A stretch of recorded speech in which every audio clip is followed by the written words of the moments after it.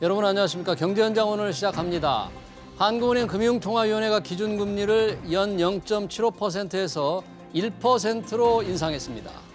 지난해 3월부터 시작된 제로금리 시대가 1년 8개월 만에 막을 내리게 됐는데요.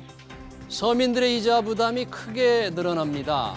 주식시장과 부동산 시장에도 적지 않은 영향을 미칠 텐데요. 기준금리 인상의 파장 토론해보겠습니다. 유튜브 실시간 댓글 의견 주시면 토론에 반영하겠습니다. 경제현장 오늘입니다.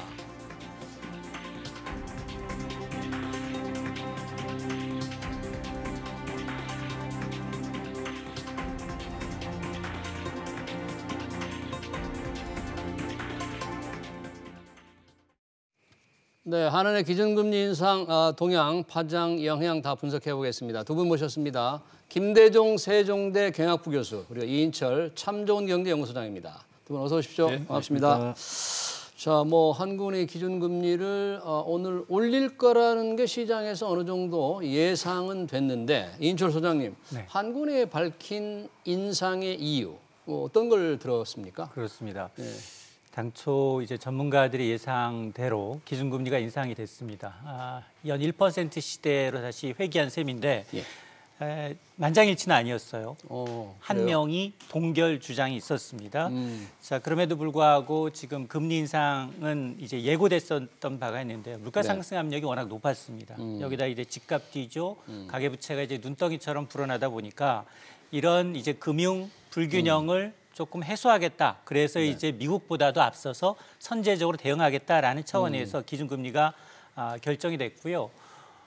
가장 우려했던 건 그거예요. 지금 지난 3분기 경제 성장률이 제로까지 떨어지다 보니 지금 4분기에 정부가 이제 돈 풀기를 통해서 어쨌든 4% 성장은 좀 이끌어내기 위해서 이제 경기 부양책을 쓰고 있는 가운데 이제 금리가 두 차례 8월에 이어서 석 달 만에 한 차례 더 인상이 되면 회복세를 보이고 있는 경기에는 조금은 찬물을 끼얹는 게 아니냐.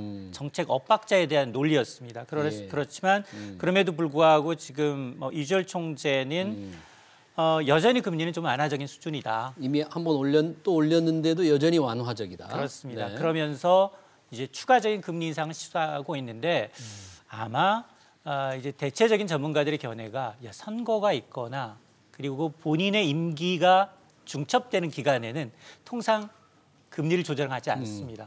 그런 점을 감안하게 되면 내년 1분기는 금리 인상 없이 하반기에 들어서 금리를 좀 더 올린다 하더라도 적어도 이제 1분기에는 좀 그냥 넘어가지 않겠느냐라고 했는데 이 부분에 대해서도 분명히 선을 그었습니다. 어떻게요?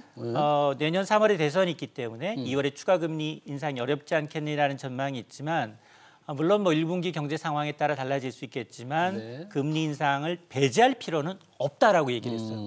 그러니까 기존에 이제 통화 정책을 담당한 금융수장들은 굉장히 애매한 표현을 썼다면 이주열 총재는 굉장히 단도직입적으로 하겠다라는 걸 굉장히 강하게 표현하고 있기 때문에 그만큼 이 시장에서는 이제 더 이상 이제 이 과거처럼 이제 제로금리 시대는 갔고 1% 이후의 내년에도 긴축의 고삐가 좀 더 강화될 수밖에 없지 않겠느냐라는 관측이 나오고 있습니다. 네, 지금 내년 전망까지 이렇게 이인철 소장 말씀해 주셨는데 김대중 교수님 그러면 이번 금리 인상 방향 자본시장 측면에서 볼 때 왜 그동안에 자산시장의 불균형 차원에서 금리 인상의 필요성을 얘기했잖아요.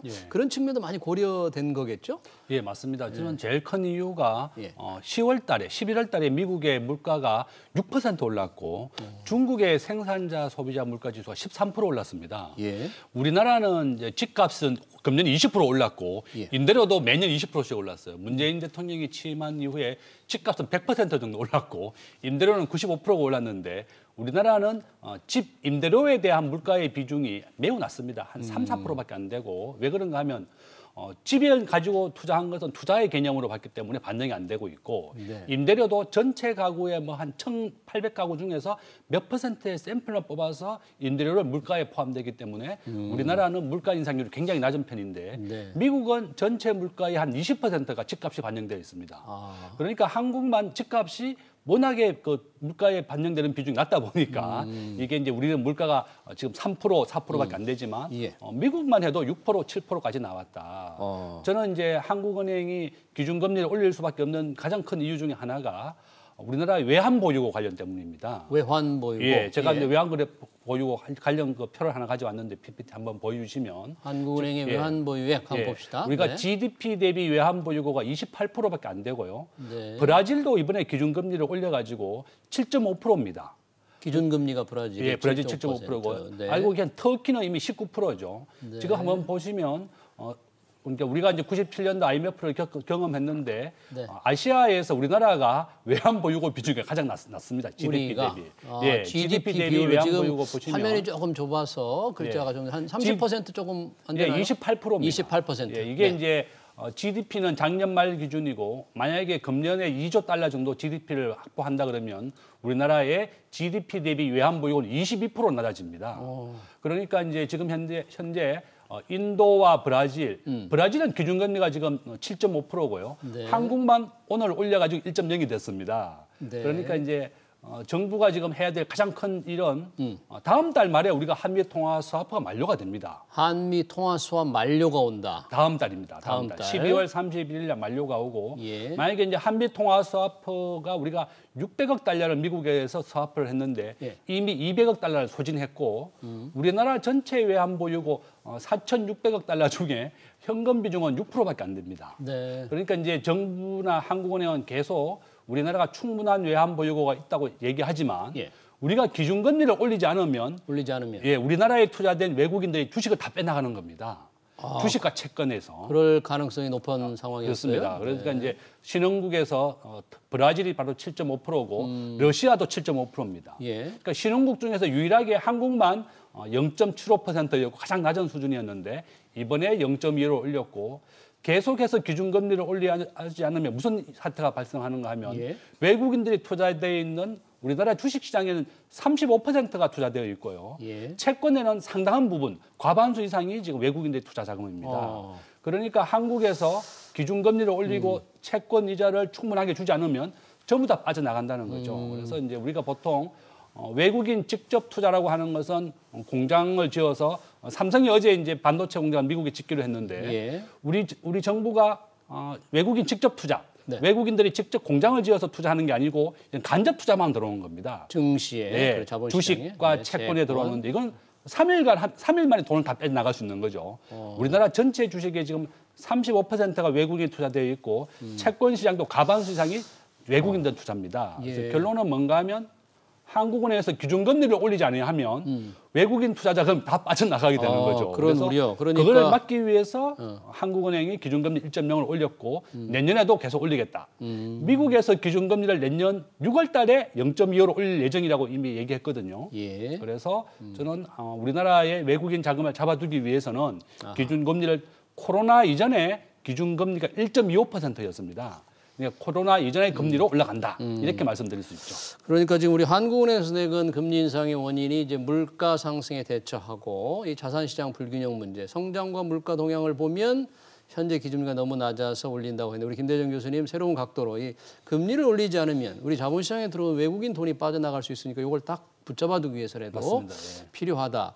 이런 측면 아주 새로운 분석 같은데 어떻게 보시면 그 정도 우리 자본시장 증시 좀 취약하다고 이렇게 봐야 됩니까? 그러니까 이제 과거 학습 효과를 보면 충분히 일리가 있는 지적일 수 있어요. 왜냐하면 미국이 긴축 초기에는 우리가 특히나 이제 긴축 발작이라는 이제 이 충격을 받으면서 자본시장에서 급격하게 달러가 빠져나갔던 경험이 있는데 물론 근데 이제 우리나라를 보는 시각은 두 가지예요. 하나는 자본시장만을 놓고 보면 우리는 아직은 MSCI 지수에는 선진국으로 진입을 못하고 있고요. 여전히 신흥국입니까? 신흥국입니다. 네. 그런데 중요한 건 우리나라의 외평채는 외국에서는 굉장히 호평을 받고 있습니다. 지난해에는 유럽에서는 마이너스 금리로 전 세계에서 유례 없이 한국 채권에 대한 선호도가 높아요. 이 얘기는 돈을 빌려주는 외국인 입장에서는 안심할 수 있다는 거거든요. 국채라는 건 적어도. 그래서 우리가 중국이나 미국보다도 신용 등급이 국가 신용 등급이 두세 단계 더 높기 때문에 이렇게 과거처럼 지금 물론 단기적으로 현금이 부족한 부분이 있겠지만 4,600억 달러의 외환 보유액은 역대 최대고요. 그리고 우리가 빌려준 돈과 갚아야 될 돈이 있는데 우리는 순채권 국가예요. 네. 그러니까 경제 규모가 커지면서 빚의 규모도 늘어나고 그런 상황에서 지금 그 현금 유동성 때문에 자본시장에서 돈을 빼가는 건 일정 부분 있을 수 있겠지만 네. 과거와 같은 충격을 주긴 굉장히 어렵다. 왜냐하면 네. 지금 상반기 내에도 외국인들은 상당 부분 지난달을 제외하고는 주식시장에서 자본을 빼갔어요. 근데 이 사람들이 그 주식을 빼서 완전히 가져가는 게 아니라 다시 채권을 사요. 그러니까 이런 순환이 반복이 되면 완전히 과거처럼 이제 돈을 너무 많이 뺐기 때문에 우리가 뭐 IMF 외환위기라든가 아니면 2008년 글로벌 금융위기라든가 이런 걸 경험하는 신흥국 수준에서 좀 벗어나 있다. 시각이 조금 양쪽으로 좀 갈리고 있다는 겁니다. 그렇군요. 여튼 뭐 금리 인상 요인은 여러 가지가 필요했기 때문에 걸렸는데 이제 올리고 나서 뭐 제일 걱정은 영향이 이제 그럼 어떻게 되느냐. 가장 이유는 그럼 물가 안정, 물가 잡힐 것인가 가장 큰 관심이잖아요. 예. 물가 안정을 위해서 금리를 올렸으니까 물가 잡힐 것인가? 이런 의문이 하나 드는데 어떻게 보십니까? 지금 현재 이제 우리나라 주식과 채권 시장의 이제 영향인데요. 예. 보통은 이제 우리가 보통 서울에서 공급되는 집들의 한 30%밖에 문재인 대통령이 공급을 안 했습니다. 필요량에? 예, 필요량에. 왜냐하면 이제 한 400개가 되는 서울시의 재건축을 다 막았거든요. 네. 이제 왜 이렇게 담당자들이 왜 안 하냐? 재건축을 일시적으로 허락하게 되면 집값이 많이 오르기 때문에 재건축 시장이 그래서 집을 공급 안 했다 이렇게 얘기하는데 나는 진작에 정부가 시장 경제에 맡겨서 주택을 공급했다 그러면 이렇게 집값이 많이 오르지 않았을 겁니다. 2008년도에 제가 생생하게 기억나는 것은 뭔가 하면 리먼 브러더스 사태가 일어나게 되면서 용인의 집값이 50%까지 하락을 했었어요. 용인에? 예, 네. 용인의 집값이 50% 하락을 했었고 서울이라든지 모든 전국 지역의 집값이 평균 30%가 하락을 했었고 네. 우리나라 환율이 1,600원까지 갔었습니다. 그래서 저는 만약에 신흥국의 테이퍼링이라고 하는 자체가 수도 꼭지를 잠근다는 뜻이거든요. 예. 그러니까 수도 꼭지를 잠궈서 달러를 공급하던 것을 좀 줄인다는 것이 테이퍼링이고 테이퍼링. 이번 달부터 미국이 실시하고 있고 예. 미국이 기준금리를 내년 6월에 올리겠다 이렇게 이미 선언을 했는 상태이기 때문에 저는 굉장히 우려하고 있는 거죠. 한미 통화 스와프가 당장 다음 달에 만료가 되는데 네. 정부가 이것을 연장을 시키는 것이 제일 중요하고 대만은 IMF 위기나 2008년도 위기를 전혀 겪지 않았던 이유가 GDP 대비 90%를 외환 보유고를 가지고 있습니다. 외환 보유액이? 제가 우리나라 환율 그래프를 한번 가져와 봤는데 한번 봐주시면 환율? 예, 환율 두 번째 그래프인데요. 환율 그래프? 예, 우리나라 환율이 이제 과거에 우리나라 모든 환율은 예. 매월 기준으로 1.75원씩 오르게 되어 있습니다.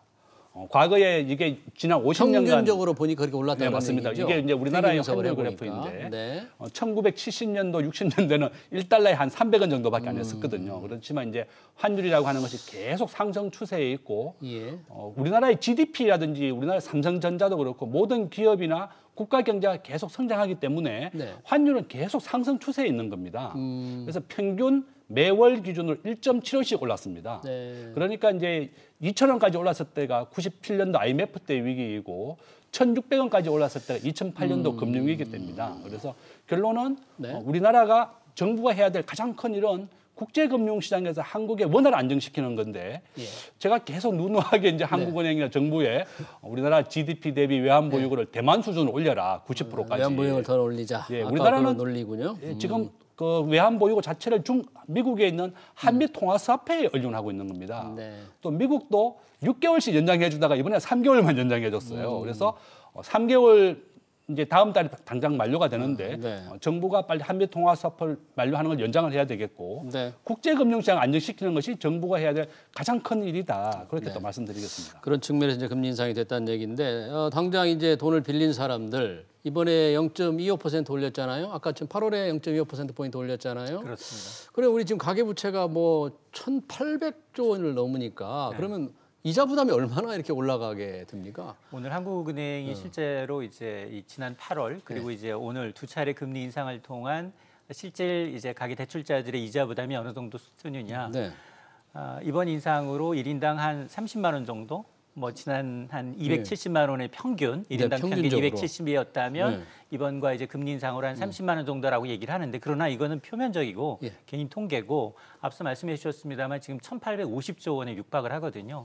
그래서 한국은행이 한 단계 0.25%만 금리를 올린다 하더라도 실질적으로 추가되는 연이자 부담은 거의 3조 원 가까이 돼요. 3조 원. 네. 그러면 이제 두 번 인상했기 때문에 연 6조 원의 이자 부담이 발생을 했는데 문제는 예. 이건 기준금리 인상폭만을 반영을 한 거고 예. 은행들은 사실은 비 올 때 우산 뺐잖아요. 은행들이 주로 그렇죠. 기준금리에다가 플러스 여기다 이제 가산금리를 더해서 예. 대출금리를 하다 보니까 이런 기준금리에 비해서 가산금리 인상폭이 너무 크다는 거죠. 예.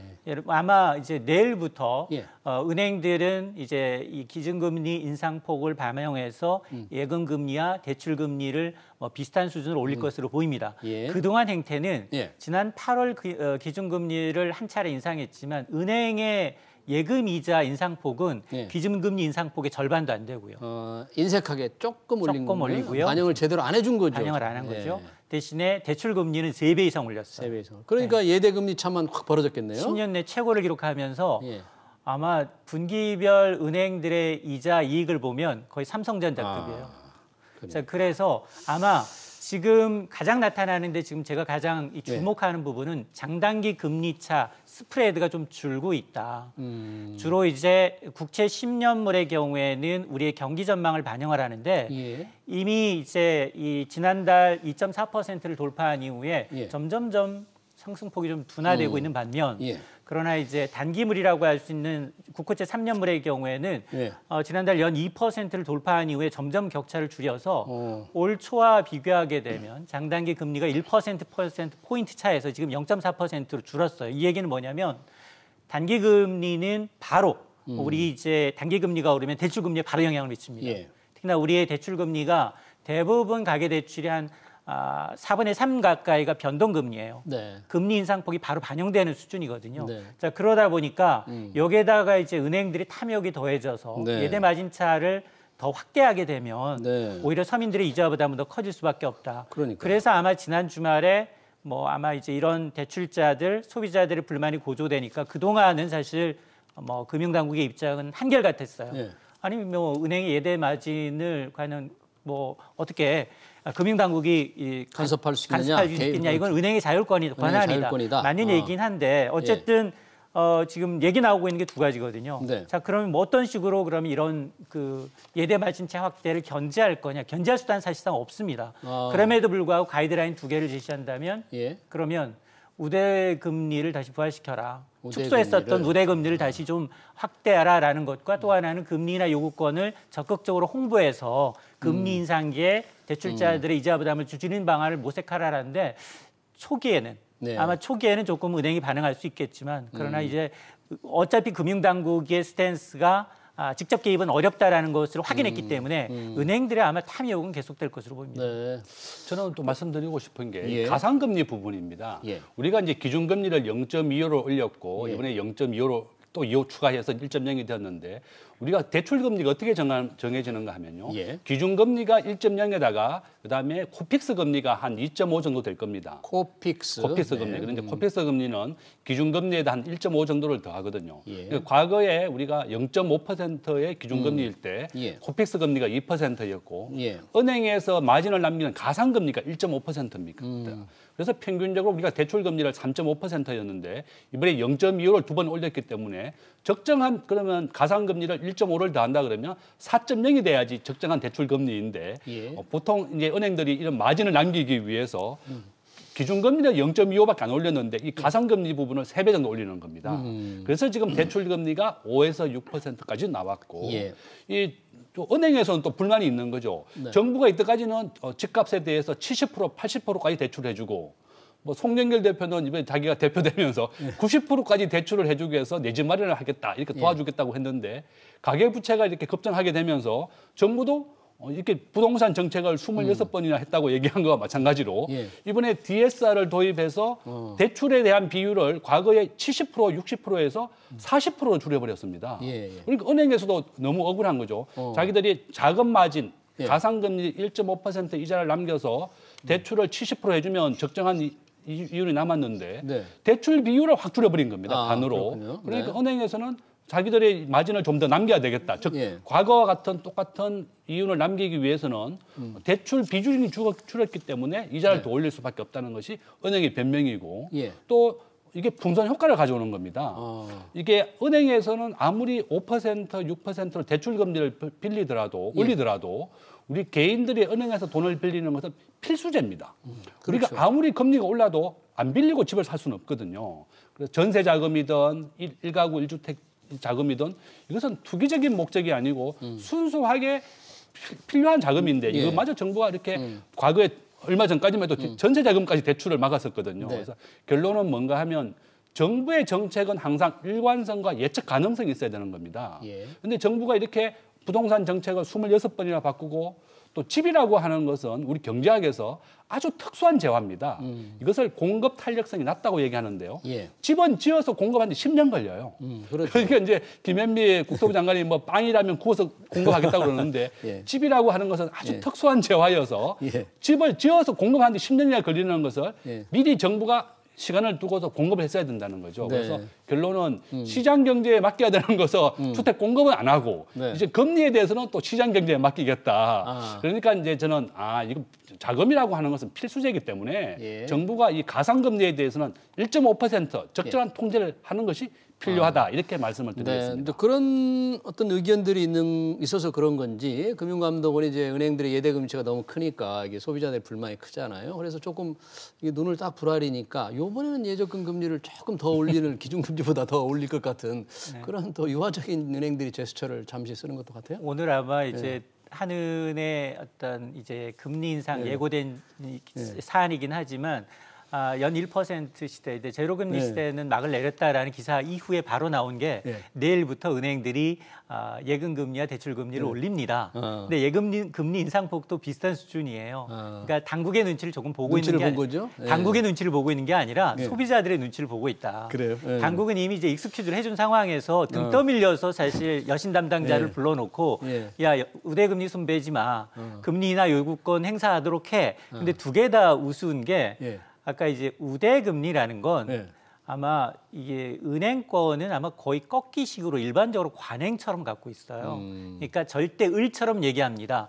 아유 급여 이체해 주시면 대출 금리에서 0.3% 빠지시고요.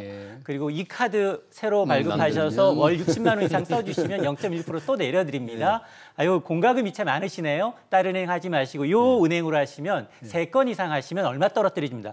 그래서 요건 잘 안 건드렸어요.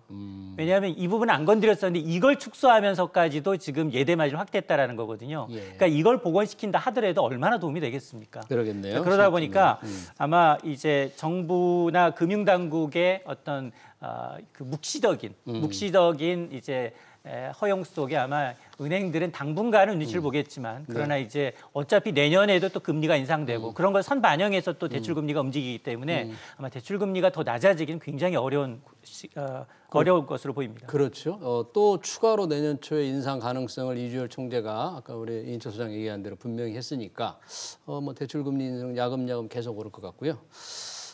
증권시장 큰 변화가 없는데 이 금리 인상만으로 당장 부동산 시장을 안정시키는 효과 어떻게 뭐 좀 있을까요? 효과 어떻게 보십니까? 보통 이제 제가 주가와 우리 금리 관련은 이제 한관관계 분석을 해보니까 한 0.75 정도로 반대의 관계가 있더라고요. 0.75. 0.75 정도 반대의 관계가 있는 거죠. 우리나라 이제 뭐 국가의 이 경상이익 같은 경우는 굉장히 정관계가 있고 플러스 0.7 정도의 관계가 있고 금리하고는 오히려 반대의 관계가 있는 거죠. 그러니까 이제 은행에 이자를 올려준다 그러면 안전한 자산에 은행에 예금을 하게 되고 주식시장은 더 내려가게 되는 거죠.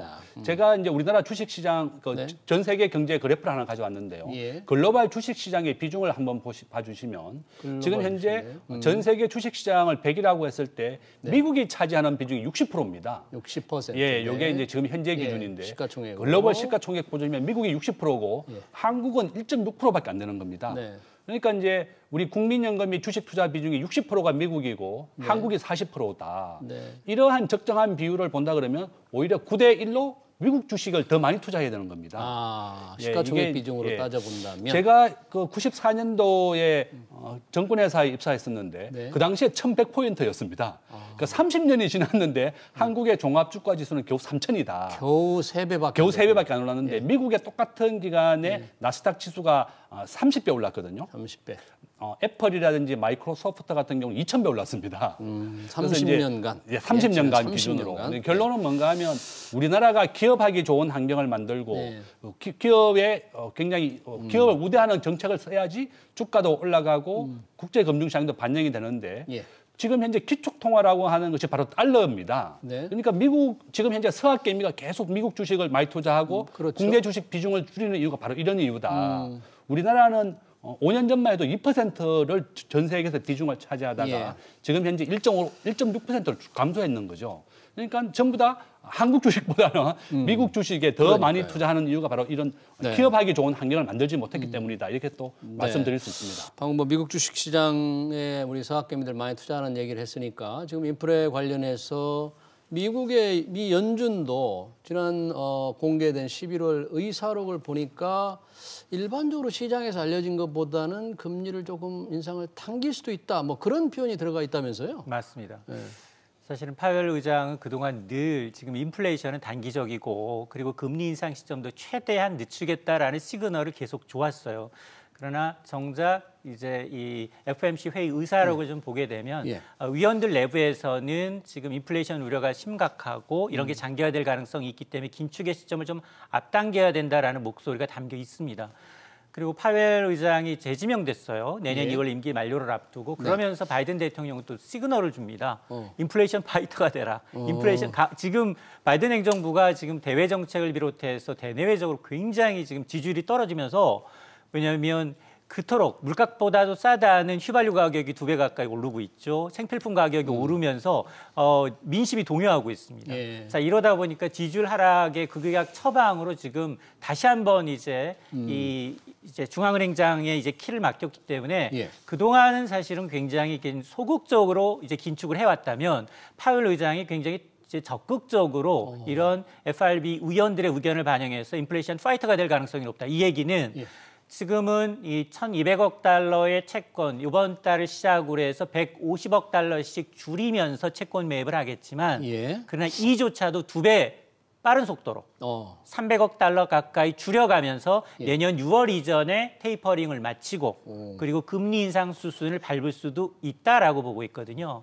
자, 그런 것들이 지금 중장기 이제 금리에서 반영이 되고 있기 때문에 사실은 그 시중에 풀린 유동성 뭐 당연히 유동성이라는 게 달러가 흐르는 대로 가겠죠. 미국 증시가 더 좋아 보이고 근데 미국 증시는 지금까지 조정다운 조정을 거의 거치지 않고 10여 년 넘게 오르고 있어요. 그래서 또 우리가 또 걱정되는 건 뭐냐. 우리는 그동안 이제 학습 효과로 이제까지 봤더니 지난해 우리나라 증시가 좋았기 때문에 올해 동학개미가 굉장히 국내 주식에 많이 투자하다가 또 하반기 들어서는 또 미국이 좋으니까 미국으로 또 넘어가는 거예요.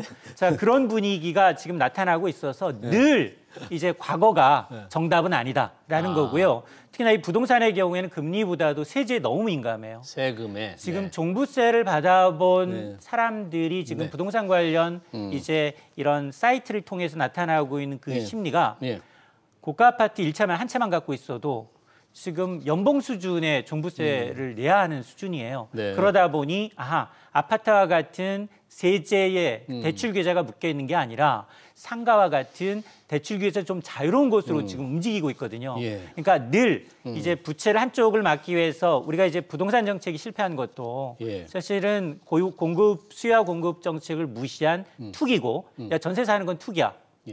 공급은 충분해. 지금은 이미 충분하기 때문에 그런 이제 시장의 원리를 이제 망쳤기 때문에 이제 초래한 거였는데 지금도 보면 정부는 가계부채 문제를 대출을 규제하고 금리를 올리는 방식으로 하게 되면 지금 나타나고 있는 대출의 90%는 전세와 주택 대출이고요. 나머지 10%가 신용과 기타 대출이기 때문에 이건 부작용이 나타날 수밖에 없다라는 겁니다. 마지막으로 우리 김대중 교수님 보실 때 이주열 총재가 이제 추가금리 인상을 이렇게 확실하게 좀 예고를 한 듯한 느낌이 드는데 우리 경제 상황에 비춰서 그게 좀 바람직하다고 보십니까? 내년에 저는 뭐 어쩔 수 없는 상황이다. 우리나라의 물가도 한 4% 오르고 미국도 기준금리를 0.25를 올린다고 6월 달에 올린다고 했는데요. 아마 좀 더 속도가 빨라질 겁니다. 코로나 이전에 미국의 기준금리가 1%대였거든요. 예. 그러니까 앞으로 미국도 연준에서 0.25를 통해서 내년에 한 3번 정도 올릴 것이다. 저는 그렇게 예상이 되고 있고 우리나라도 앞으로 기준금리를 0.25씩 해서 계속 올릴 것이고 예. 코로나 이전에 1.5%대였거든요. 예. 그러니까 이제 대통령 선거가 3월 9일인데 아마 1월 달 정도에 우리나라 한국은행이 0.25 정도 올릴 가능성은 굉장히 높아졌다. 1월 달, 예, 1월 금통위에서. 예. 저는 뭐 아마 이제 주택 시장의 공급은 서울에서만큼은 일단 매년 평균 공급되던 거에 내년에 또 공급이 더 줄어듭니다. 금년에보다도. 아, 그래요? 그래서 한 네. 30% 정도로 더 줄어들게 되는데 결론은 정부가 우리 정부가 하는 정책은 두 가지가 있죠. 재정 정책과 통화 정책인데 재정 정책은 국가 예산, 네. 통화 정책이 이제 기준 금리를 가지고 시중의 유동성을 조절하는 건데 저는 좀 정부가 좀 적극적으로 좀 해야 되겠고 네. 또 이렇게 시장 경제에 맡겨서 하는 것이 제일 좋은 대책이다. 알겠습니다. 풍선 효과만 가져온다 이렇게 말씀드리겠습니다. 알겠습니다. 시장 경제에 맡겨서 적극적으로 대응을 했으면 좋겠다. 네, 한은의 기준금리 인상 문제 토론 시간 관계상 여기서 마치겠습니다. 지금까지 이인철 참좋은경제연구소장 그리고 김대종 세종대 경영학부 교수였습니다. 고맙습니다.